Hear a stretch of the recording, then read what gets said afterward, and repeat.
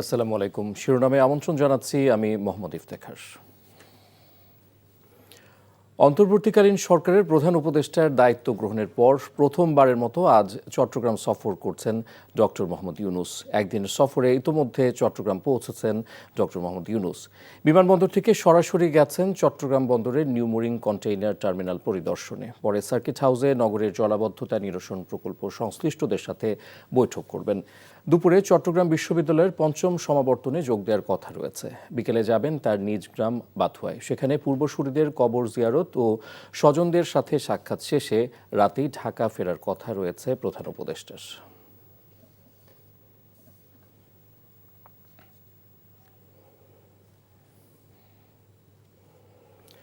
দর্শক, এই বিষয়ে জানতে যাচ্ছি চট্টগ্রাম বিশ্ববিদ্যালয়ে। সেখানে আছেন স্পেশাল করেসপন্ডেন্ট হাসান মাহমুদ। হাসান, সমাবর্তনের আনুষ্ঠানিকতা শুরু হয়েছে কিনা জানাবেন, আর জানতে চাই ডক্টর ইউনূস কখন ক্যাম্পাসে যাবেন। আসলে সমাবর্তন ঘিরে দীর্ঘ অনেক বছর পর এই চট্টগ্রাম বিশ্ববিদ্যালয়ের সমাবর্তন, এবং এটি পঞ্চম সমাবর্তন প্রতিষ্ঠার পর থেকে, এবং সেই সমাবর্তনকে ঘিরে শিক্ষার্থীদের সবচেয়ে বেশি উদযাপন আমরা লক্ষ্য করেছি। গত দুদিন থেকে শিক্ষার্থীরা, বিশেষ করে যারা এখানে স্মৃতিহারা এই ক্যাম্পাসে যাদের সময় কেটেছে এবং যারা এখান থেকে পিএইচডি ডিগ্রি অর্জন করেছেন এবং অন্যান্য যে ডিগ্রিগুলো অর্জন করেছেন, গ্র্যাজুয়েশন নিয়েছেন, তারা কিন্তু এসেছে। গত দুদিন ধরেই আমরা দেখেছি ক্যাম্পাসে তারা রয়েছে, আমরাও ক্যাম্পাসে ছিলাম। এবং এই ক্যাম্পাসটি আসলে অন্য অন্য ক্যাম্পাস থেকে চট্টগ্রাম বিশ্ববিদ্যালয়ের ক্যাম্পাসটি একটু ভিন্ন আঙ্গিকে, অর্থাৎ ছায়া ঘেরা পাহাড়ি পরিবেশ এবং একেবারে প্রাকৃতিক বলা যায়। তার কারণে এখানে সেই মায়াবী ক্যাম্পাসে তাদের স্মৃতিহারা রোমন্থন তারা করছে, এটি একটি বিষয়। এখানে একমাত্র বিশ্ববিদ্যালয় যেখানে শহর থেকে শাটল ট্রেনে আসা যায়। আমরা দেখেছি যে 3 থেকে 4টি ট্রেন কিন্তু এই পর্যন্ত এসেছে এবং পুরো ট্রেন ভর্তি কিন্তু শিক্ষার্থীরা এসেছে এবং তারা বিভিন্ন তাদের যে ক্যাম্পাসে তারা ছিল, যে হলে তারা ছিল, সেগুলো ঘুরে ফিরে দেখছে।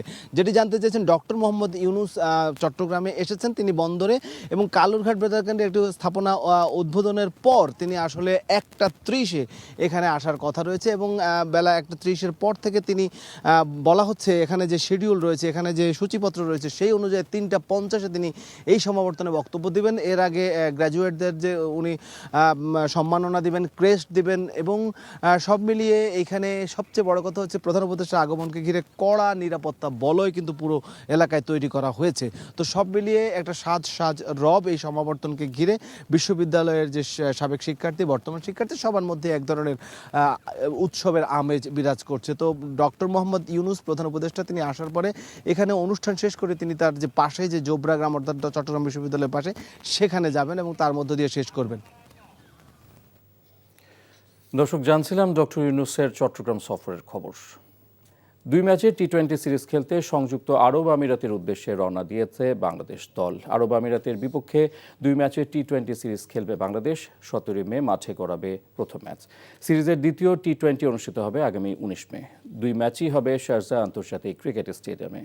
লিটন কুমার দাস এই সিরিজ দিয়ে টি-20তে স্থায়ী অধিনায়ক হিসেবে যাত্রা শুরু করবেন। এই সিরিজ শেষে 5 ম্যাচের টি-20 সিরিজ খেলতে পাকিস্তান যাওয়ার কথা বাংলাদেশ দলের। কিন্তু ভারত পাকিস্তান সামরিক সংঘাতে এখন পাকিস্তান সফরও অনিশ্চিত, যদিও 2 সিরিজেই জয়ের প্রত্যাশা করছেন হাসান মাহমুদ।